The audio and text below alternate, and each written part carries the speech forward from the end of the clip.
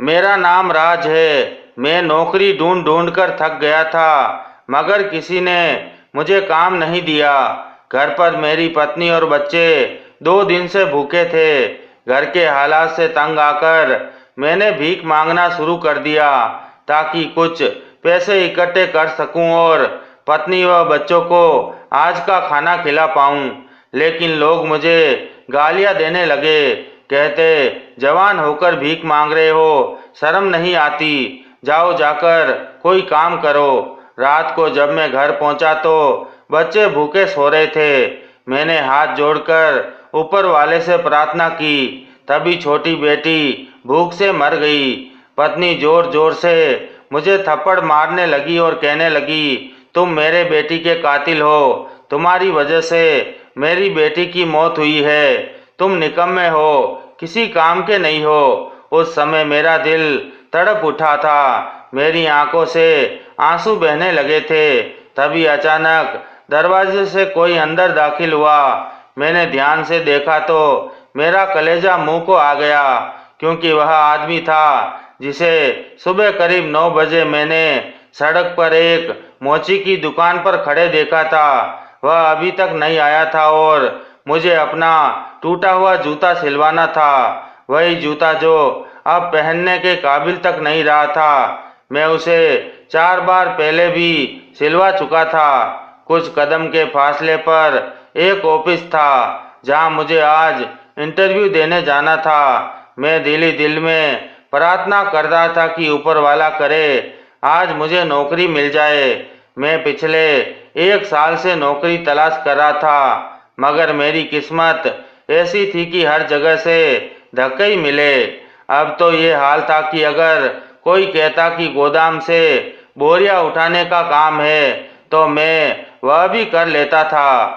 मेरी 6 महीने की बेटी निडाल हो चुकी थी। डॉक्टर ने जो दूध का डिब्बा उसे सजेस्ट किया था, उसकी कीमत 5,000 रुपये थी और मेरे पास सिर्फ 700 रुपये थे। पत्नी ने कुछ देर पहले ही फोन किया था। वह कह रही थी, राज, बेटी को रात से बुखार है, उसने कुछ खाया भी नहीं है, उसका दूध खत्म हो गया है और मेरे शरीर में पहले ही खून की कमी है। अपनी बीमारी की वजह से मैं उसे अपना दूध नहीं पिला पा रही हूँ। देखो, आज कुछ भी हो जाए, तुम दूध जरूर लेकर आना। मैंने उसे कोई जवाब नहीं दिया, बस खामोशी से फोन बंद कर दिया था। मैं उसे क्या कहता? क्या ये कि जूते फट गए हैं, या ये कि कल जिस दुकान से उम्मीद थी वहाँ भी सिफारिश मांगी गई है, या ये कि जिस जज्बे से शादी की थी आज वही मुझे नचा रहा है। कुछ भी कहने की हिम्मत नहीं थी। मोची ने दुकान खोली तो मैंने जूते उसके हवाले कर दिए। वह मुझे देखकर मुस्कुराया, जैसे पहचानता हो कि मैं हफ्ते में कम से कम 2 बार आता हूँ। उसने कहा, भैया, इस पर सिलाई कई बार कर चुका हूँ, अब तो आपको नए जूते लेने पड़ेंगे। मैंने कुछ नहीं कहा, बस सर झुकाकर खड़ा रहा। कुछ देर बाद उसने जूते सिलकर वापस दे दिए। मैंने 3 बार जेब में हाथ डाला, 700 रुपये में से 20 रुपये निकालकर उसे दे दिए और बाकी को ऐसे जेब में रख लिया जैसे कोई कीमती खजाना हो। ऑफिस का टाइम हो चुका था। मैंने अपनी सीवी संभाली और बिल्डिंग की तरफ चल पड़ा। लिफ्ट खराब थी, सीढ़ियां चढ़ते हुए सांस फूल गया। रिसेप्शन पर बैठे लड़के ने नाम पूछा और कुछ देर बाद आकर कहा, सर, आपकी फील्ड के लिए फिलहाल कोई वैकेंसी नहीं है, लेकिन अगर किसी का रेफरेंस हो तो शायद बात बन जाए। मैंने मुस्कुराकर सिर हिला दिया और वापस मुड़ गया। आज भी इनकार ही मिला, आज भी दरवाजा बंद था। वापसी पर मार्केट के करीब एक भिखारी को देखा। वह सड़क किनारे बैठा था, चेहरा कालिक से भरा, कपड़े पुराने और फटे हुए, हाथ में कटोरा। लोग आते और 150 या 10 रुपए उसके कटोरे में डाल देते। मैंने उसे 1 घंटे तक बैठकर देखा। उसके कटोरे में नोटों का ढेर होता जा रहा था। सिक्के खनक रहे थे। 1 घंटे में उसके पास हजारों रुपए जमा हो चुके थे। उस समय पहली बार मेरे मन में ख्याल आया कि मैं भी यही कर सकता हूँ। क्या मेरे हाथ भी इस काबिल है कि किसी के रहम पर फैलाए जा सके। पत्नी का फोन फिर आया। उसकी आवाज में इस बार गुस्सा नहीं बल्कि दर्द और विनती थी। उसने कहा, राज, परी का बुखार तेज होता जा रहा है। बाकी कुछ मत लाना, मगर दूध का डब्बा जरूर लाना। मैं कुछ देर खामोश रहा, फिर सामने कोयले वाले के पास गया। कोयला हाथ में उठाया, दोनों हथेलियों पर रगड़ा और कालिक अपने चेहरे पर मल दी। मेरा दिल धड़क रहा था, लेकिन चेहरा अब खामोश था। मैंने सीवी को फोल्ड करके रख लिया और जेब से पुराना रुमाल निकालकर सड़क पर बिछा दिया और उस पर बैठ गया। पहली बार जिंदगी में अपने हाथ इस तरह उठाए। दिल अंदर से कांप रहा था, आंखों से आंसू निकल रहे थे, मगर आवाज नहीं निकली। लोगों ने तरस खाया। किसी ने 20 रुपए दिए, किसी ने 50। आधे घंटे में मेरे पास 1000 रुपए हो गए। कुछ ही देर में मेरे हाथ में वह रकम थी जो मैं हफ्ते की मजदूरी से भी नहीं कमा पाता था। उस लम्हे में जीता जागता था, लेकिन अंदर कहीं मर रहा था। मैंने पैसे जेब में डाले और तेजी से घर की तरफ चल पड़ा। चेहरे की कालिक रुमाल से साफ कर ली, लेकिन दिल पर लगी कालिक कैसे मिटती। बार बार जेब में हाथ डालकर पैसे गिन रहा था, जैसे यकीन नहीं हो रहा कि कुछ ही घंटों में ये कैसे हो गया। घर के दरवाजे पर पत्नी इंतजार में खड़ी थी। मेरी शक्ल देखी तो पहले हिचकिचाई, लेकिन जैसे ही दूध का डिब्बा मैंने उसके हाथ में दिया, उसकी आंखों में आंसू आ गए। उसने कहा, शुक्र है राज, तुम डिब्बा लेकर आ गए। डॉक्टर कह रहा था कि अगर आज इसे दूध नहीं मिला तो कमजोरी से कुछ भी हो सकता है। मैंने उसकी तरफ देखा। उसकी आंखों में वह प्रार्थना थी जो शायद मैं अपने लिए मांगने के काबिल भी नहीं रहा था। मुझे भले 1000 रुपए मिले थे और कुछ पहले से थे, मगर बाकी रकम मैंने अलग अलग जगह जाकर मांगकर पूरी की थी। तब जाकर 5000 रुपए इकट्ठा हुए और बेटी के लिए दूध का डब्बा खरीद पाया। पत्नी ने दूध तैयार किया और फीडर से बेटी को पिलाना शुरू कर दिया। मैं एक तरफ बैठकर देख रहा था, अंदर कहीं कुछ टूट रहा था। उस रात जब सब सो गए थे, मैं चुपचाप छत पर आ गया। आसमान खामोश था, जैसे मेरी आत्मा भी खामोश हो। सुबह हुई तो बेटी की तबीयत कुछ बेहतर थी। पत्नी ने कहा, देखो, ऊपर वाले ने हमारी प्रार्थना सुन ली है। अगर कल दूध नहीं होता तो मैंने उसकी बात काट दी और कहा, ऊपर वाले ने प्रार्थना सुनी है, लेकिन हमने रास्ता ठीक चुना। पत्नी कुछ देर खामोश रही, फिर धीरे से बोली, क्या रास्ते बाकी रह गए थे? ये सच था, मैंने मजदूरी की, बच्चों को पढ़ाया, हर ऑफिस गया, रिक्शा चलाया, पार्ट टाइम काम किए, लेकिन हर जगह सिफारिश की दीवार खड़ी हो तो इंसान टूट ही जाता है। उस दिन भी मैं घर से सीवी लेकर निकला। धूप तेज थी, शरीर थका हुआ था और चेहरे पर कल की कालिक के निशान जैसे अंदर से छुपकर अभी भी बाहर झांक रहे थे। मैं एक जगह गया, वहां जवाब मिला, आपकी फील्ड के लोग तो लाइन में लगे हैं, अगर सिफारिश हो तो बात बन सकती है। मैंने पूछा, मेहनत, तजुर्बा, ये सब नहीं देखते आप लोग? रिसेप्शन पर बैठा लड़का हंस पड़ा और बोला, ये सब नहीं चलता भैया, जान पहचान चलती है। दिल किया जोर से चीखूं, लेकिन खामोशी से बाहर आ गया। शाम को बाजार में एक पुराना क्लास फेलो मिला।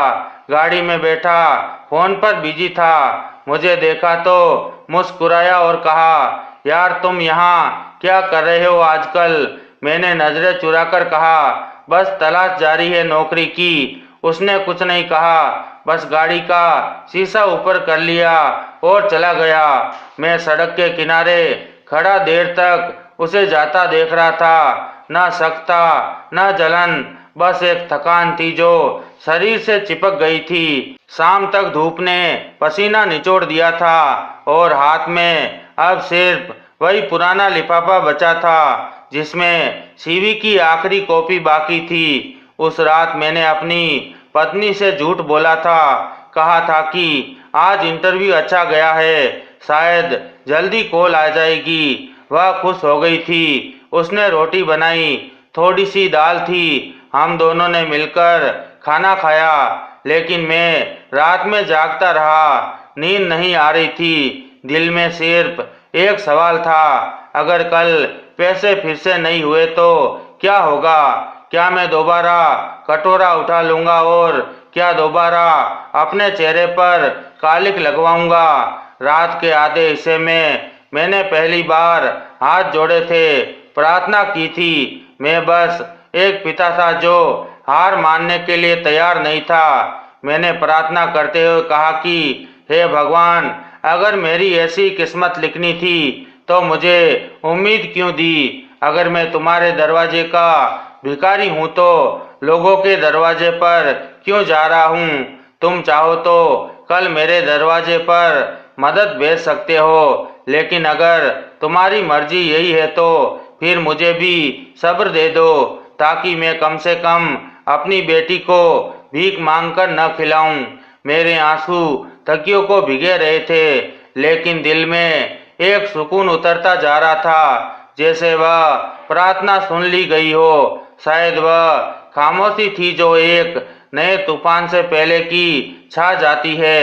सुबह जब मेरी पत्नी ने दरवाजा खोला तो देखा मेरे हाथ में वही पुराना लिफाफा था और जेब में 500 रुपए थे, लेकिन दिल में खामोशी थी। न उम्मीद थी न मायूसी, बस एक गहरी खामोशी। सड़क पर निकला तो सूरज ने तपिश नहीं दी थी, बल्कि जैसे शर्मिंदा सा हो। मैं सोच रहा था कि आज कहाँ जाऊं, कहाँ फिर से इनकार सुनूं, कौन सा दरवाजा खटखटाऊं जहाँ मुझे सिफारिश के बिना सुना जाए। 2 घंटे के बाद मैं मार्केट के पास चाय के ठेले पर बैठा हुआ था। एक हाथ में कप, दूसरे हाथ में सीवी थी। सामने वही भिखारी बैठा हुआ था जिसे मैंने परसों देखा था। उसका चेहरा आज भी काला था, न जाने धुएं की राख थी या कोयले की कालिक, पर उसकी आंखें सफेद थी, इतनी सफेद जैसे बरसों की भूख ने आंखों से सारी रोशनी चूस ली हो। अब सिर्फ सफेदी बाकी रह गई हो। वह कटोरा आगे बढ़ाता हुआ बड़बड़ा रहा था और लोग रुक रुक कर उसे पैसे दे रहे थे। कोई सिक्के दे रहा था, कोई नोट दे रहा था, किसी ने तो 500 रुपए का नोट तक दे दिया था। एक औरत आई, उसके बच्चे ने कहा, मम्मी देखो, ये बाबा तो काला हो गया है। औरत ने बच्चे को डांटा, कटोरे में पैसे डाले और चलती गई। मैंने गिनना शुरू किया। आधे घंटे में लगभग 1000 रुपए के करीब रकम जमा हो गई थी। मैंने खुद को उसकी जगह सोचा, क्या ये मेरी आखिरी मंजिल है या शायद वह दरवाजा है जिसके बाद कोई रास्ता नहीं। पहले तो मैंने दिमाग को झटका कि नहीं, ये तुम्हारा रास्ता नहीं है राज। लेकिन जब मैंने अपने जूते की एड़ी से नीचे झांका तो जमीन पर वह दरारें भी नजर आई जो शायद मेरे अंदर की टूट फूट कर रही थी। मैं कुछ देर इसी भिखारी के करीब जाकर बैठ गया था। उसने देखा और फिर नजरें झुका ली थी। शायद वह पहचान गया था कि मैं भी इसी दुख का मुसाफिर हूँ जिसके आखिर में सब्र का बोर्ड लटक रहा है, लेकिन पेट का खाली कमरा चीख रहा है। कुछ देर बाद वह उठा और चला गया था। मैं पीछे बैठा सोचता रहा। दिल ने कहा कि यह गलत है, लेकिन पेट ने कहा, गलत, तुम्हारी बेटी बीमार है, तुम्हारे पास कोई रास्ता नहीं है। मैंने आंखें बंद की और वह नज़ारा याद आया जब पत्नी ने कहा था, मेरे लिए कुछ मत लाना, लेकिन बेटी के दूध का डब्बा जरूर लेकर आना। वह एक माँ की आवाज़ थी और माँ की आवाज़ को सिर्फ पिता ही समझ सकता है। जब उसके हाथ खाली हो, मैं उठा, करीब की दुकान से कोयला खरीदा। जेब में कपड़ा था और दिल में शर्मिंदगी थी। एक वीरान कोने में जाकर हाथों पर कोयला रगड़ा, फिर वहीं कालिक चेहरे पर मली। आईने में अपना चेहरा देखा तो पहचानने से इनकार कर दिया। ये मैं नहीं था, लेकिन शहीद वही मुझे बनना पड़ेगा जो मेरी बेटी को जिंदगी दे सके। मैंने बाजार के किनारे पर बैठकर रुमाल बिछाया। कोई शब्द नहीं था, न हाथ फैलाए, बस सिर झुकाकर बैठ गया। आंखों में आंसू गिरने लगे थे। पहला नोट 20 का आया था, फिर कोई और आया, 50 रुपए रखकर चला गया। एक आदमी ने आकर 100 रुपए का नोट दिया और मेरी तरफ देखकर कुछ ठहरा, जैसे समझ गया हो, फिर चल दिया था। मैंने आंखें बंद कर ली थी और वह सब चेहरे याद आए थे जो कभी मेरे बहुत करीब थे और आज किसी एयर कंडीशन ऑफिस में बैठे मेरी बेबसी पर तरस खा रहे होंगे। आधे घंटे में मेरे पास 1000 रुपए के करीब हो चुके थे और वह सारे लोग जो मेरे कटोरे में नोट रख रहे थे, शायद उन्हें अंदाजा नहीं था कि वे पिता की इज्जत खरीद रहे हैं। तब मुझे अपनी बेटी का चेहरा याद आया, वह कमजोर सांसें, वो नन्हे हाथ जो अभी पूरी तरह से खुलने भी नहीं सीखे थे, और मैंने सर झुका लिया था। जब सूरज ढला, मैंने रुमाल को समेटा, पैसे गिने और चेहरे से कालिक साफ करने की कोशिश की। घर लौटा तो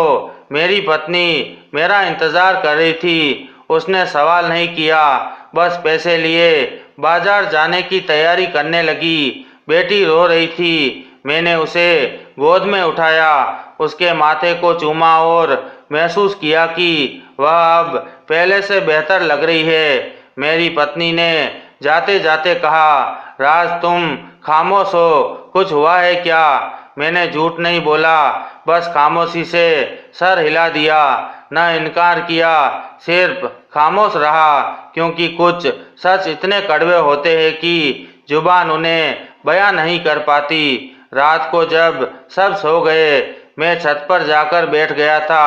हवा ठंडी थी, आसमान पर चांद आधा था, जैसे मेरी इज्जत और भूख के बीच एक लकीर थी, वो आज मिट गई। मैंने दिल में ये शब्द दोहराए और आंखों से वह आंसू बहने लगे जिन्हें दिन भर रोक कर रखा था, क्योंकि पिता की आंखें कमजोर नहीं होती मगर नम जरूर हो जाती है। मेरी पत्नी की वापसी पर बेटी को दूध मिला और पहली बार कई दिनों बाद वह नींद में मुस्कुराती नजर आई थी। उसके नन्हे होठों पर मुस्कान फैल गई थी, जिसमें जिंदगी की रौनक लौटती हुई महसूस हो रही थी। मेरी पत्नी ने मेरे कंधे पर हाथ रखा और कहने लगी, ऊपर वाले का शुक्र है, हमारी बेटी ठीक हो जाएगी। मैं मुस्कुराने लगा और जवाब नहीं दिया। बेटी को देखने लगा, वह कमजोर हाथों से फीडर थामे दूध पी रही थी, जैसे वह लड़ाई जीतने के बाद थक गई हो। मगर मेरे अंदर एक तूफान चल रहा था। शरीर बैठा था मगर आत्मा किसी और कमरे में जा चुकी थी। माँ की अदालत लग चुकी थी और मैं इसका मुजरिम बनकर खड़ा हुआ था। मेरी पत्नी खुशी से खाना बना रही थी, चूल्हे की आग में चम्मच चलाती हुई आवाज़ों में वह सुकून छिपा हुआ था जिसका मैं सालों से इंतजार कर रहा था। लेकिन मैं जानता था ये सुकून खरीदा गया है, कीमत अदा की गई है, इज्जत की कीमत। रात को सब सोने चले गए। मैंने कमरे की लाइट बंद कर दी और चुपचाप दीवार के साये में खड़ा हो गया था। कमरे में अंधेरा था मगर मेरे अंदर एक रोशनी जाग रही थी, वो रोशनी जो अंधेरे को खरोचती है, जिसे हम माँ कहते हैं। ये तुमने क्या किया? कल तक जो भिखारी को अजीब नजरों से देखते थे, आज उसकी जगह ले ली। तुमने कितनी मेहनत की थी, दिन रात कर दिए थे। इस दिन के लिए क्या यही सपने देखे थे तुमने? अपनी बेटी को गोद में लेकर फुटपाथ पर मांगने के लिए? ये सवाल मेरे अंदर ही अंदर गूंजने लगे थे, जैसे कोई अदालत लगाकर मेरा फैसला सुना रहा हो। मैंने आंखें बंद कर ली थी तो वही नज़ारा फिर से सामने आ गया था। मेरा काला चेहरा, रुमाल पड़ा हुआ और वो चलते हुए लोग जो पैसे डाल रहे थे, जैसे कोई इंसान नहीं, तरस की वजह हूँ। मैंने अपने हाथ देखे जिन्होंने कभी पेन पकड़ा था, आज वही हाथ कटोरा बन गए थे। कल तक दर्जनों जगहों पर सीवी थमाता था, आज वही हाथ खामोशी से झुके सिर के साथ आंखों से मांग रहे थे। मेरी पत्नी की आवाज़ आई, रात सो जाओ, सुबह जल्दी निकलना है ना।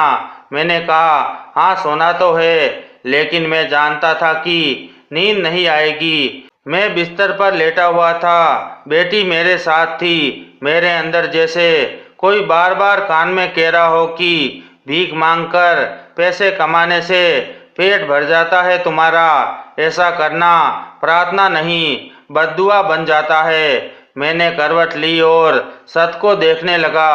वहाँ सिर्फ पंखा चल रहा था, लेकिन मुझे वह छत याद आ गई थी जहाँ कल मैं बैठा आसमान से सवाल कर रहा था। आज मैं खुद से सवाल कर रहा था। मैंने खुद को समझाने की कोशिश की कि यह सब मजबूरी है, तुम्हारे पास कोई रास्ता नहीं था। तुम्हारी बेटी बीमार थी, तुम पिता हो और क्या करते? मगर अंदर की आवाज़ ने कहा कि तुम पिता हो, लेकिन इज्जत के बिना क्या तुम यही सिखाओगे अपनी बेटी को कि मुश्किल समय में उसूल छोड़ दो? मेरे दिल ने जब कहा कि मेरी बेटी मर रही हो तो उसूल नहीं, दवा चाहिए होती है। मैंने फिर कहा, तो कल भी दवा चाहिए होगी, फिर परसों भी, और हर बार तुम यही करोगे क्या? कल तक, राज कब तक? मैं उठकर बैठ गया।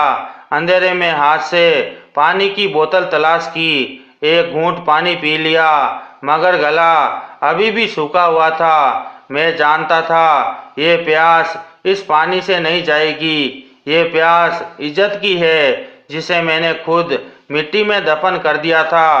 पहली बार दिल में ख्याल आया था, अगर ऊपर वाले ने मुझे बेटी दी है तो क्या वह मुझे कभी वापस ला सकता है? मैंने हाथ जोड़ने के लिए प्रार्थना नहीं मांगी, बस आसमान की तरफ देखा और दिल में सिर्फ एक शब्द था, मैं थक गया हूँ, अभी तो कोई रास्ता दिखा दो या हिम्मत छीन लो।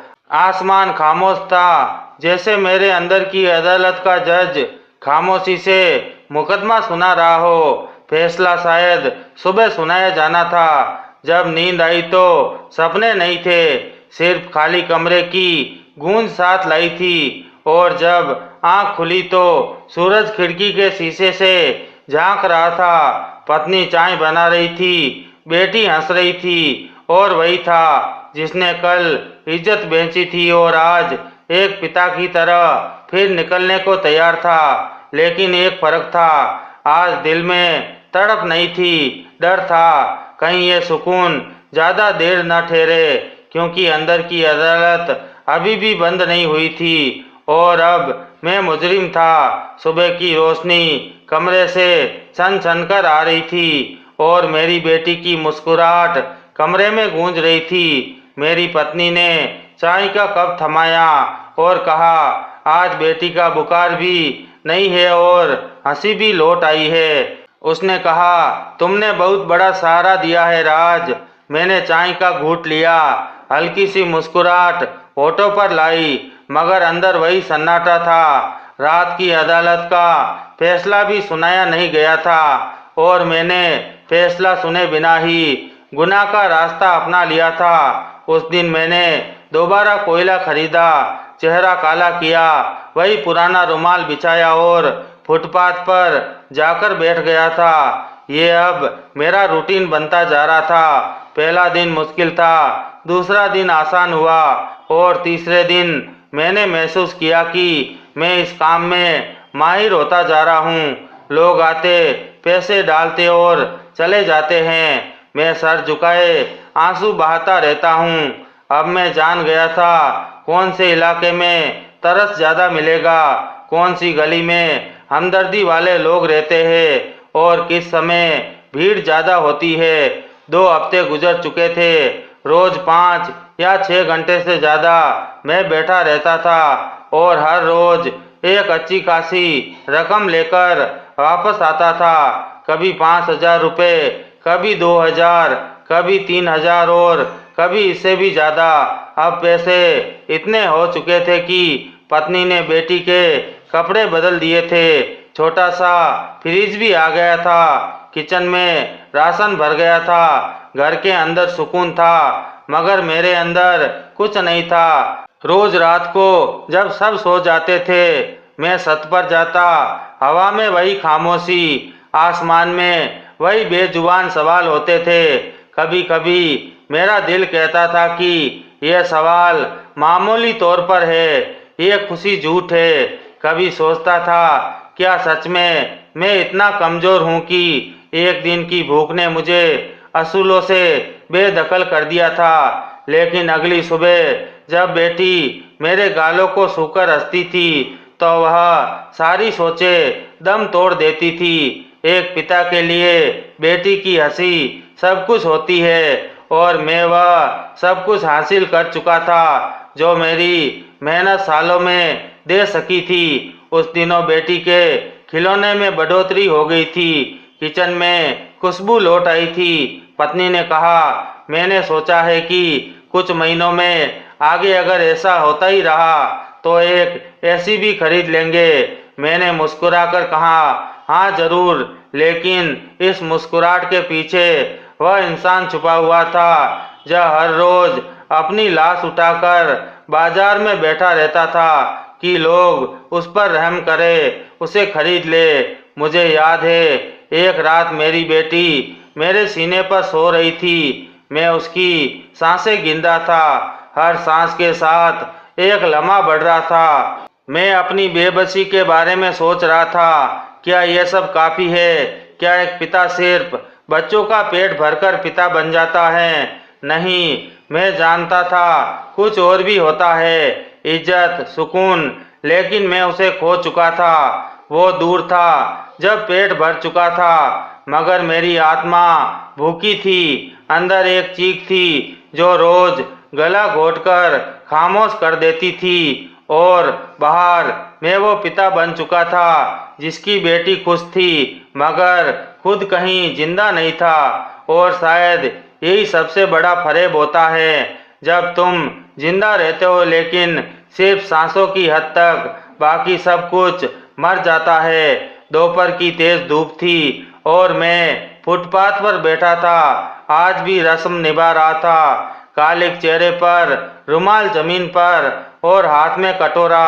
आंखें जमीन की तरफ थी। हाथ उठाने की अब जरूरत नहीं रह गई थी। लोग अब मुझे पहचानने लगे थे। कुछ रहम खाकर आते थे, कुछ आदत से मजबूर, कुछ शायद मन की तसल्ली के लिए। मैं अब शहर के नक्शे पर एक परमानेंट निशान बन चुका था। उसी दौरान फोन बजा।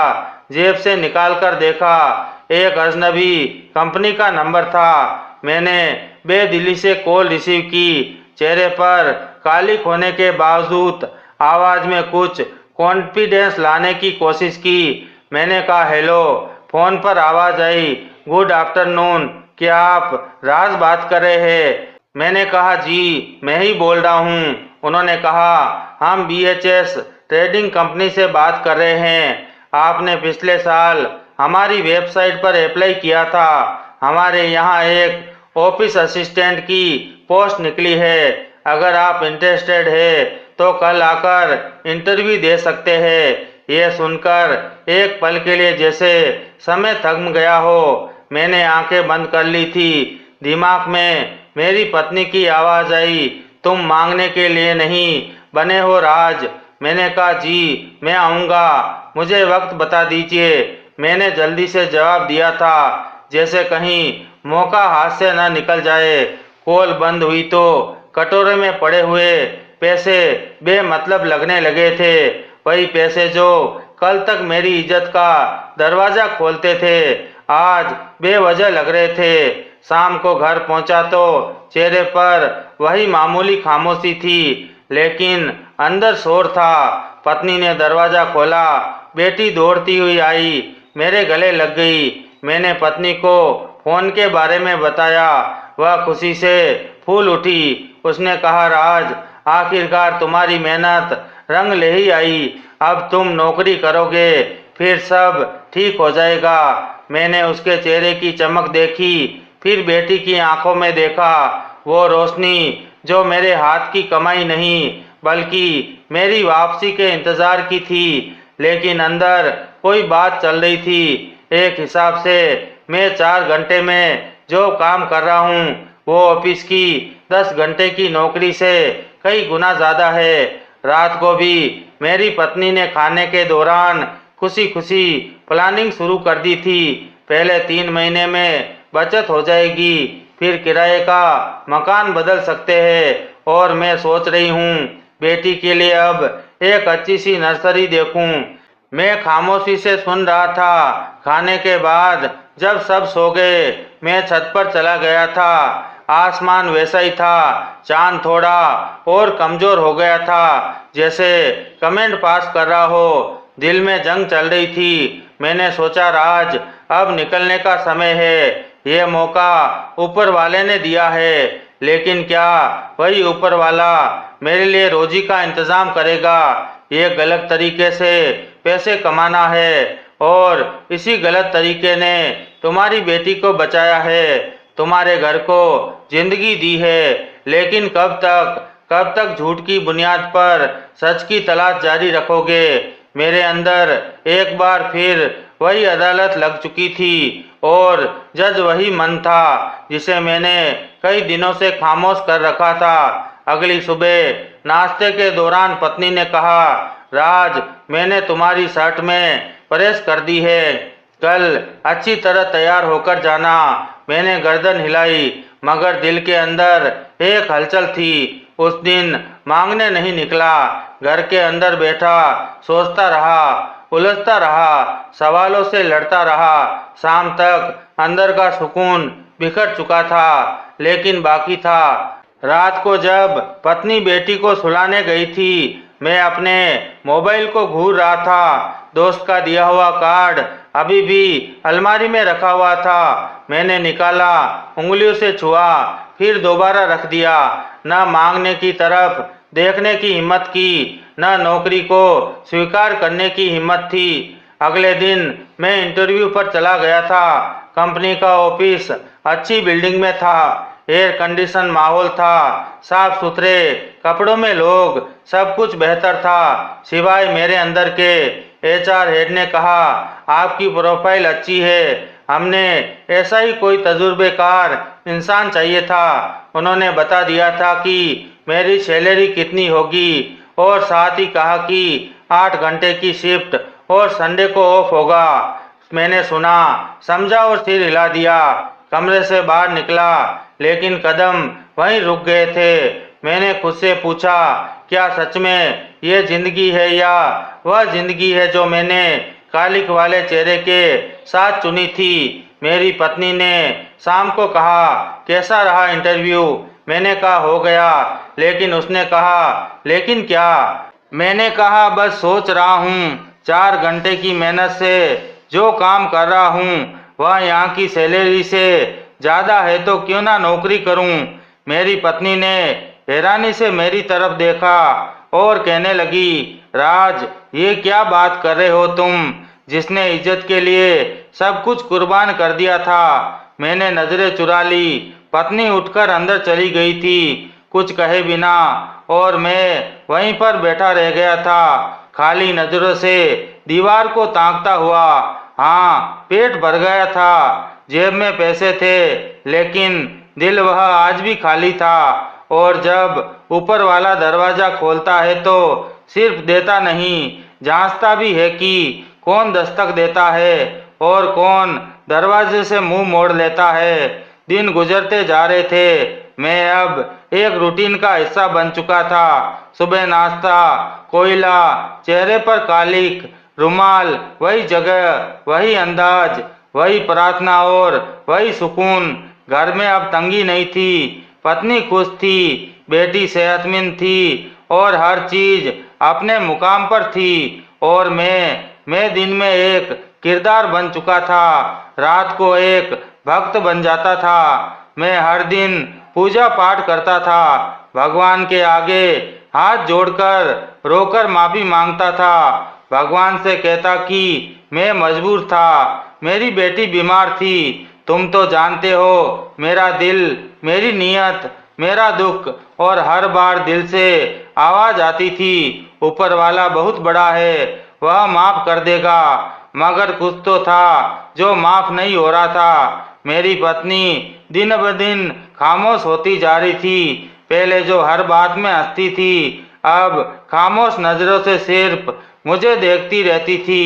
मैं उसकी आंखों में वह सवाल पढ़ सकता था जो वह जुबान से नहीं कहती थी, और शायद इसलिए कभी नहीं कहती थी क्योंकि वह जान चुकी थी कि मैं सुनना नहीं चाहता।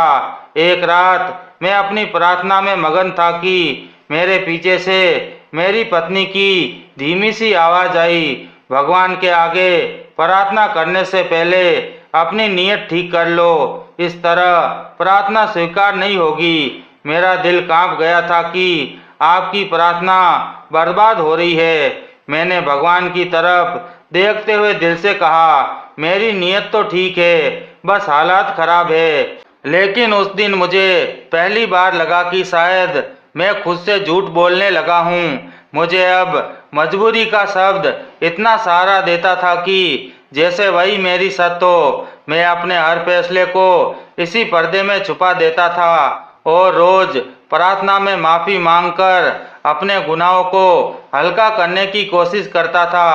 मगर सच क्या था कि मेरी आत्मा अब बोझिल होती जा रही थी। कभी कभी मैं अपनी बेटी को गोद में लेता, उसके चेहरे को देखता और दिल में सोचता, क्या यही मुस्कुराहट मेरे पश्चाताप का जरिया है या फिर मेरी आजमाइश का। मेरी पत्नी अक्सर रात को बेटी के साथ सोया करती थी और मैं जागता रहता था।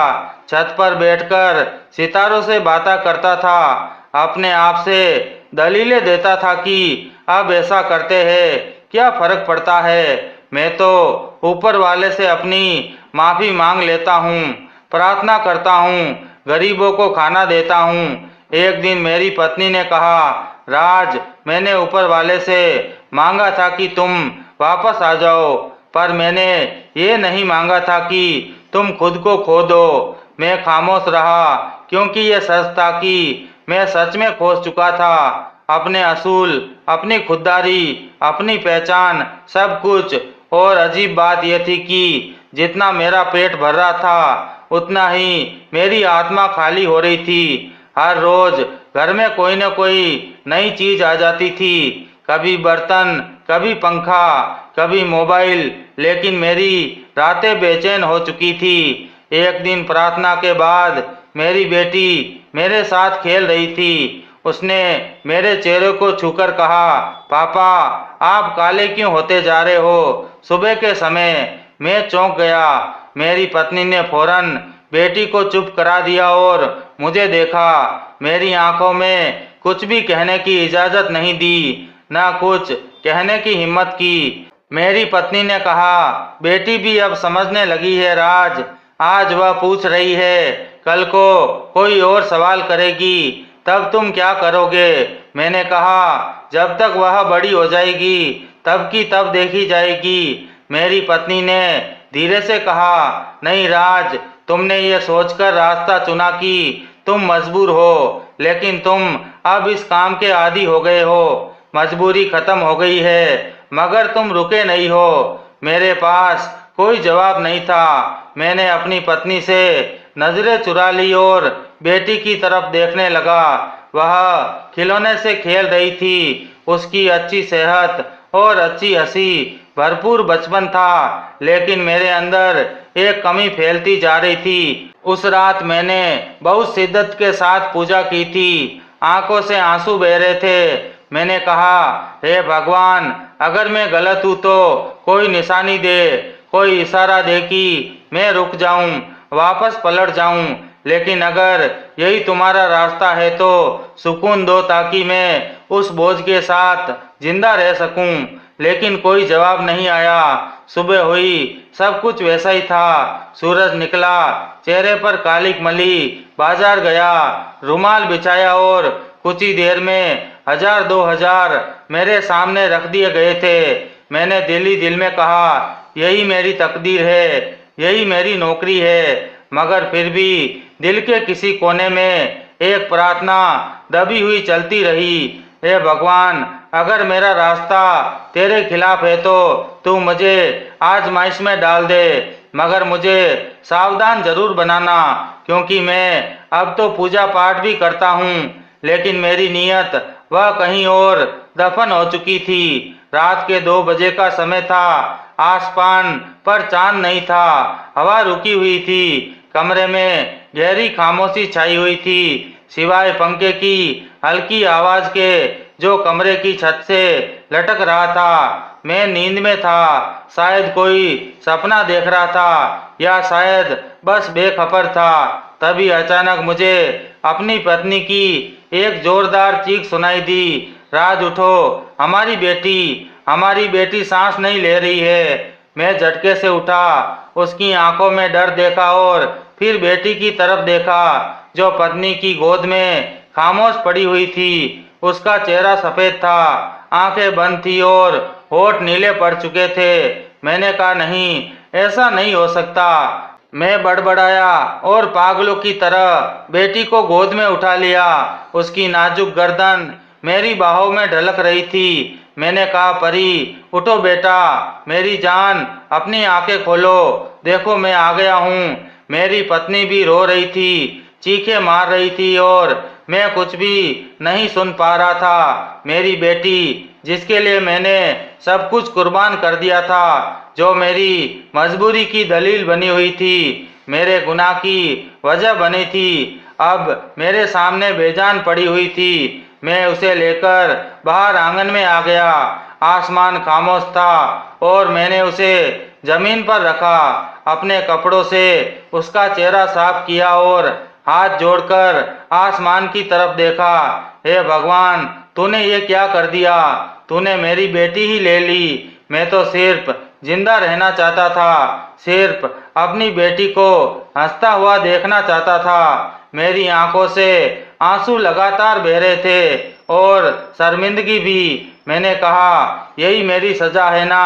मैंने जो किया, जो रास्ता चुना, मैंने समझा कि तू मुझे माफ कर देगा, पर तू तो जानता है मेरी नीयत तो कभी भी सीधी नहीं थी। मैं झूठ बोलता रहा, प्रार्थना करता रहा, हाँ, झूठ के साथ पूजा पाठ करता रहा। मेरे दिन में लालच था। मेरी पत्नी मेरे करीब आकर बैठ गई। उसने मेरे हाथ पकड़ लिए, मगर खुद भी कांप रही थी। उसने कहा, आज तुमने कहा था कि सब ठीक हो जाएगा, मगर देखो, मेरी बेटी नहीं रही। उसके शब्द नहीं, बल्कि उसकी सांसें भी टूट रही थी। मैंने रोते हुए कहा, यही मेरी गलती है। मैं चीखना चाहता था। मैंने गलत तरीके से अपनी बेटी की परवरिश की मैंने खुद हाथ फैलाया, खुद को मारा, पर उसके हिस्से की भी रोटी को जहर बना दिया।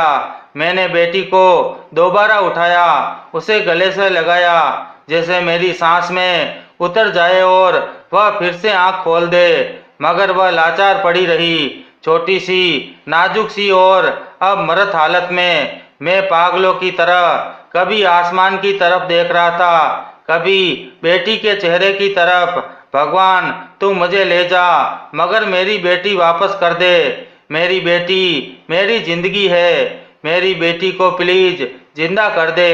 मैं सब कुछ छोड़ दूंगा, सब कुछ। मगर आसमान खामोश था, हवा भी नहीं थी, वक्त जैसे रुक गया था। मेरी पत्नी ने भी अब सिसकना बंद कर दिया था। वह बस खामोश बैठी हुई थी, बेटी को देख रही थी, जैसे यकीन नहीं कर पा रही हो कि यह वही बच्ची है जो कल तक पापा कहकर हंसती थी, आज मिट्टी से भी हल्की हो गई थी। मैंने पहली बार खुद को पूरा टूटा हुआ पाया था और इस टूट फूट में सिर्फ एक चीज बाकी थी, मेरा जुर्म, मेरी गलती। मैंने जो चुना उसका नतीजा मेरे सामने था। मैंने दिल में सोचा कि ऊपर वाले पर भरोसा करना चाहिए था, लेकिन मैंने लोगों का दरवाजा चुना, बाजार में अपना रुमाल बिछाया। मैंने ऊपर वाले की दी हुई अकल को झूठ में दफन कर दिया था और अब ऊपर वाले ने मुझसे मेरी बेटी ही छीन ली थी। मैं रोते रोते थक गया था। मेरी पत्नी अब बेटी के बालों में हाथ फेर रही थी, जैसे शायद वह सोच रही हो कि कोई करिश्मा हो जाए, ऊपर वाला हम पर रहम कर दे, हमें माफ कर दे। वह बार बार रोते हुए कह रही थी, हे भगवान, सिर्फ एक बार मेरी बेटी को जिंदा कर दो। यह वह लम्हा था जो मेरी हड्डियों में उतर गया था और शायद यही सदमा मेरी आखिरी उम्मीद बनने वाला था। रात जाने कितनी देर तक मैं आंगन में ठंडी जमीन पर बैठा रहा। बेटी को सीने से लगाए हुए आंखों से आंसू बह रहे थे, होठों पर कांपती हुई प्रार्थना थी और दिल में बेआवाज फरियाद थी जो शायद आसमान के किसी दरवाजे से टकरा रही थी। मेरी पत्नी मेरे साथ थी और मेरी बेटी गोद में थी। वही नाजुक शरीर, वही खामोश चेहरा और मैं बार बार कह रहा था, परी बेटा, मेरी बेटी, पापा की जान, पापा की बात सुनो, एक बार आंखें खोलो, एक बार, बस एक बार। दिल में बस एक ही सदमा गूंज रहा था, मेरी बेटी को वापस दे दो भगवान, मैं सब कुछ छोड़ दूंगा, सब कुछ, सिर्फ अपनी बेटी की खातिर, मेरी बेटी की वजह से सब कुछ लौटा दो। फिर न जाने कब आंगन की जमीन पर ही मेरी आंख लग गई थी। बेटी गोद में थी, चेहरा आंसुओं से भीगा हुआ था और दिल में वह बोझ था जिसने मेरी आत्मा को चीर दिया था। जब मेरी आंख खुली तो मेरी बेटी रो रही थी, वही नन्ही सी आवाज जो कानों में पड़ी तो जैसे कोई मीठा गीत सुन लिया हो। मैं एकदम से सीधा हुआ, आंखें खोलकर सामने देखा तो परी मेरे बराबर लेटी हुई थी। वह जिंदा थी, पूरी तरह से गर्म सांसों के साथ। मेरी पत्नी जल्दी से मेरे करीब आई और परी को गोद में ले लिया। कहने लगी, राज, तुम्हें क्या हो गया है? रात तुम आंगन में सो गए थे, बेटी को लेकर खुद ही कांप रहे थे, तुम ठीक तो हो ना? मैंने खामोशी से बेटी की तरफ देखा, उसकी आंखें पूरी तरह से खुली हुई थी। वह रो रही थी जैसे उसे भूख लगी हो, जैसे ही दुनिया उसे दोबारा वेलकम कर रही हो। मेरे होठों से आवाज नहीं निकली, सिर्फ आंखों से आंसू बहने लगे, मगर ये आंसू मातम के नहीं थे, ये शुक्र के थे कि मेरी बेटी जिंदा है। मैं कांपती हुई आवाज में अपनी पत्नी से पूछा। मेरी पत्नी ने हैरानी से मेरी तरफ देखा और कहने लगी, राज, ये आप कैसी बातें कर रहे हो? इसे तो कुछ भी नहीं हुआ, बल्कि तुम ही रात को शायद कोई सपना देखकर डर गए थे। जब मैं बाहर आई तो तुम नींद में भी रो रहे थे। पत्नी की बातें सुनकर मैंने हाथों से अपना चेहरा छुआ, वही पसीना, वही आंसू, मगर दिल में अब कुछ और ही था। मैंने कहा, यह सब सपना था, ये परेशानी, ये सपना, वो ठंडी जमीन, वो खामोश बेटी, सब कुछ सपना था। मगर जो हकीकत यह सपना मुझे दे गया वह कोई मामूली सबक नहीं था। मैंने पत्नी की तरफ देखा जो परी को दूध पिला रही थी, उसके माथे पर चमकता हुआ सुकून, उसके चेहरे पर माँ का भरोसा, और मैं बस ऊपर वाले के सामने हाथ जोड़कर बैठ गया। मैंने कहा, ऊपर वाले, तूने मुझे एक मौका दिया है, एक मोहलत दी है, एक इशारा दिया है। मैंने हाथ जोड़कर पूजा करनी शुरू कर दी। मैंने कहा, तुमने मुझे जगह दिया है। मैं प्रार्थना कर रहा था, भगवान का शुक्रिया अदा कर रहा था, क्योंकि कभी कभी सपने हकीकत से ज़्यादा ताकतवर होते हैं और वो हमें ऐसे सबक दे जाते हैं जो सैकड़ों लोग भी नहीं दे सकते। मेरी पत्नी ने कहा, अब बस करो राज, ये सब खत्म करो। मैंने हाँ में सिर हिला दिया। मैंने कहा, हाँ, आज के बाद कुछ भी वैसा नहीं होगा। उसके बाद मैंने कटोरा हाथ में नहीं थामा था, कोयला नहीं खरीदा था और रुमाल भी नहीं बिछाया था। इस सपने ने मुझे सब कुछ छीनकर सब कुछ वापस दे दिया था।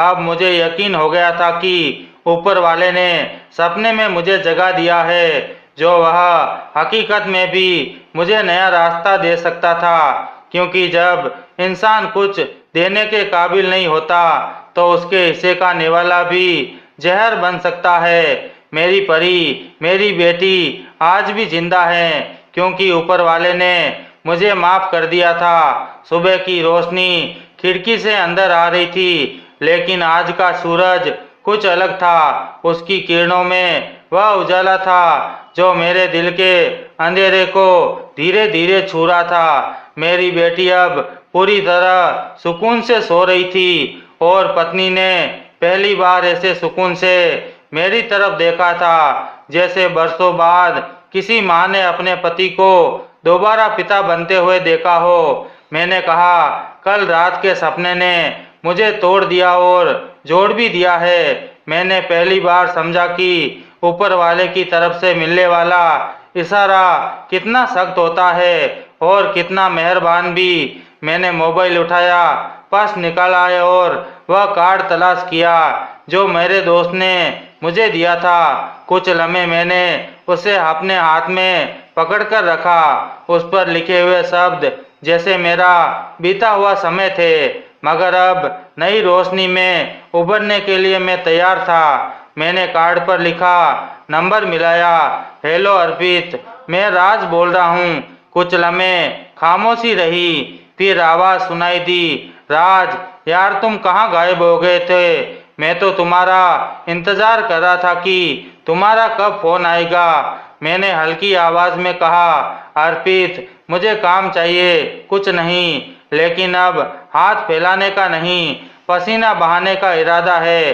अर्पित ने हंसते हुए कहा, काम है मेरे पास, और तुम जैसे इंसान के लिए इज्जत से बढ़कर कुछ नहीं। आ जाओ, बाकी बात यहीं करेंगे। फोन बंद हुआ तो दिल में एक अजीब सी गर्मी थी, जैसे उम्मीद की भीली बुसरी लकीर फिर से जिंदा हो गई हो। नाश्ते की तैयारी में मेरी पत्नी बिजी थी। मैं पास जाकर धीरे से बोला, आज से सब कुछ बदलने वाला है। मैंने अर्पित को फोन किया था, उसके साथ काम शुरू कर रहा हूँ। मेरी पत्नी रुक गई, मुझे देखा और बिना कुछ कहे आंखों से प्रार्थना करने लगी। उसकी खामोशी ने मुझे वह हौसला दिया जो शायद 1000 शब्दों से भी ज्यादा था। उसी दिन मैं तैयार हुआ, वही पुरानी शर्त पर। जब मैं ऑफिस पहुंचा तो अर्पित ने मुझे गले लगाकर वेलकम कहा। उसने कहा, तुम भिखारी नहीं, फिर से मेहनती इंसान हो।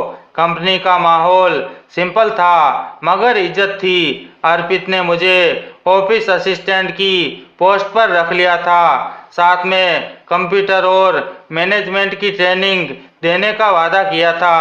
मैंने पहली बार किसी जगह बैठकर खुद को जीने के काबिल महसूस किया।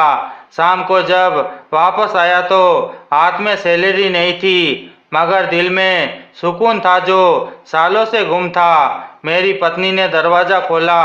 मेरी बेटी मेरी टांगों से लिपट गई। मैंने उसे गोद में उठाया और फीडर खुद पकड़कर उसके मुंह में लगाया।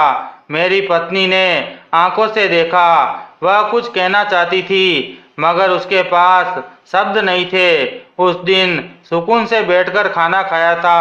खाना न ज्यादा था न कम, बस सुकून था जो किसी कीमत पर नहीं मिलता। रात को जब मेरी पत्नी बेटी को लेकर लोरी सुना रही थी, मैं आंगन में आसमान की तरफ देख रहा था। वही आसमान जो कई रातों तक मेरे सवालों से भरा था, आज खाली था, जैसे जवाब दे चुका हो। मैंने आंखें बंद की और दिल से कहा, अब कालिक नहीं मलूंगा, कटोरा हाथ में नहीं उठाऊंगा, फुटपाथ पर नहीं बैठूंगा। अब मेरे हाथ सिर्फ प्रार्थना के लिए उठेंगे और सिर्फ ऊपर वाले के आगे झुकेगा। एक नई सुबह थी, नया सफर था और एक नया रास्ता था जिस पर कदम तो थकेंगे मगर आत्मा कभी नहीं थक सकती। अर्पित की कंपनी में मुझे नौकरी करते हुए 6 महीने गुजर गए थे। मैंने हर दिन को अपने लिए गलती की माफी समझा था। एक कुर्बानी, एक सफाई, फुटपाथ, कटोरा, वह कालिक वाला चेहरा अब बीते हुए समय की धुंध में कहीं गायब हो चुका था मगर वहाँ की फाइल में हमेशा के लिए सेव हो चुका था। मेरी जिम्मेदारी ऑफिस असिस्टेंट की थी लेकिन मैंने जिम्मेदारी को इज्जत के साथ पूरा किया था। टाइम पर ऑफिस जाता, दिल लगाकर काम करता और एक दिन अर्पित ने मेरे कंधे पर हाथ रखा, कहने लगा, राज अब तुम सिर्फ असिस्टेंट नहीं मेरे लेफ्ट हैंड हो। अगले महीने से सेल्स मैनेजर के तौर पर काम संभालोगे। मैं खामोश रहा और ऊपर वाले का आभारी था। मैंने अर्पित को भी शुक्र भरी नजरों से देखा। दिल में एक अजीब सा सुकून आ गया था। ऊपर वाले ने मुझे सिर्फ नौकरी नहीं दी थी बल्कि इज्जत भी लौटा दी थी। मोहल्ले के वही लोग जो पहले मुझे तरस भरी नजरों से देखते थे अब नमस्कार करने लगे थे, एडवांस मांगते थे, आशीर्वाद देते थे। मुझे लगता था जैसे मेरी पहचान ने दोबारा सांस लेना सीख लिया हो। मेरी पत्नी के चेहरे पर भी अब सुकून लौट आया था।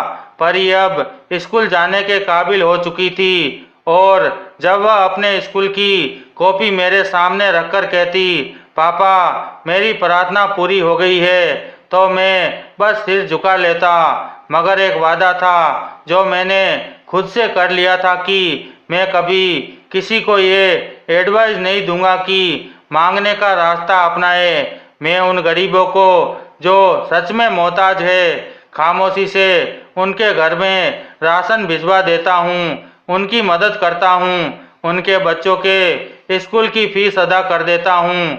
मगर कभी ये नहीं कहा कि दूसरों की तरह बन जाओ, क्योंकि मैं जानता था कि मांगने की आदत रोटी से नहीं इज्जत से महरूम करती है। जब कभी रास्ते में वह जगह आती जहाँ मैं रुमाल बिछाकर बैठा करता था तो गाड़ी का शीशा बंद कर लेता था। इसलिए नहीं कि शर्म आती थी बल्कि इसलिए कि दिल टूटता था। वह रात जो अब वहाँ नहीं थी मगर यादें थी, पछतावा था और सबसे बढ़कर शुक्र था। कभी कभी रात के सन्नाटे में मैं छत पर जाकर बैठ जाता था, आसमान को देखता था तो वही सिंपल शब्द दिल से निकलते थे, सब्र कभी खाली नहीं जाता और माफी कभी रद्द नहीं होती। वक्त गुजर चुका था, मेरी बेटी अब काफी बड़ी हो चुकी थी, स्कूल की होनहार स्टूडेंट, और मेरी पत्नी अभी भी मेरे बाजू की ताकत बनी हुई थी। मेरी खामोश प्रार्थनाओं में अक्सर मुझे अलग अलग कॉलेज और एनजीओ में इनवाइट किया जाता था। राज मल्होत्रा जो गरीबी से उठा और इज्जत की कुर्सी तक पहुंचा, लेकिन जब मैं बोलता था तो मेरे शब्द में गर्व नहीं सिर्फ सच होता था। मैं कहता था कि मजबूरी गुनाह नहीं, लेकिन गलत तरीके से पैसे कमाकर आदत बना लेना खुद खुशी है। नौजवानों की आंखों में सवाल होते थे, कुछ यकीन नहीं करते थे, कुछ हैरानी से मुझे देखते थे। मैं उन्हें वह किस्सा सुनाता था जो मैं कभी भूल सकता था। एक समय था जब मैं चेहरे पर कालिक मलकर फुटपाथ पर बैठता था, हजारों रुपए कमाता था, लेकिन एक रात सपने में मेरी बेटी मर गई। मैं चीखता रहा, रोता रहा और सुबह जब आंख खुली तो मेरी बेटी जिंदा थी। तब मुझे ऊपर वाले की मोहलत का मतलब समझ आया था। मैंने सब कुछ छोड़ दिया था, मेहनत की नौकरी कर ली थी, वक्त ले लिया था, लेकिन आज जो सुकून है वह हजारों के नोट में नहीं, इज्जत की रोटी में आता है। मैं कहता था कि जो दूसरों को देने का हकदार न हो उसके लिए पैसा जहर बन जाता है और सपना कभी कभी हकीकत बन जाता है। सपने सिर्फ समझने के लिए नहीं आते, अगर न समझो तो जो सपने में होता है वह हकीकत में भी हो सकता है। महफिल खामोश हो जाती थी। कुछ की आंखों में आंसू होते थे, कुछ की आत्मा हल्की हो जाती थी। मुझे इस बात का यकीन था कि अगर मेरी कहानी किसी एक इंसान को गलत काम से बचा ले तो शायद मेरी माफ़ी स्वीकार हो जाए। आखिरी बार जब मैं उस जगह से गुजरा जहां मेरा रुमाल बिछा करता था, जहां जमीन पर एक नया भिखारी बैठा था, उसके चेहरे पर कालिख थी, आंखों में उम्मीद थी और हाथ में कटोरा था। मैं रुक गया था, जेब से कुछ निकाला, मगर वह पैसे नहीं थे, वह मेरा कार्ड था, एक नौकरी का पता, एक दरवाजा। मैंने उस भिखारी से झुककर कहा, मैं भी कभी तुम्हारी तरह यहाँ बैठा रहता था, बस एक बार ऊपर वाले ने दरवाजा खोल दिया, तुम चाहो तो तुम भी निकल सकते हो। भिखारी की आंखों में वही हैरानी थी जो कभी मेरी आंखों में आया करती थी, और दिल में वही शुक्र था। मेरी यात्रा अब पूरी हो चुकी थी। मैं अपनी कहानी से आप लोगों को ये मैसेज देना चाहता हूँ कि मेहनत से कमाना सीखो, मजदूरी को अपना हथियार मत बनाओ। दोस्तों, उम्मीद करते हैं आपको हमारी कहानी पसंद आई होगी। कहानी पसंद आई है तो वीडियो को लाइक करें, चैनल पर नए हैं तो चैनल को सब्सक्राइब करें, और हाँ, नोटिफिकेशन बेल को ज़रूर दबाएं ताकि अगली अपडेट सबसे पहले आपको मिले।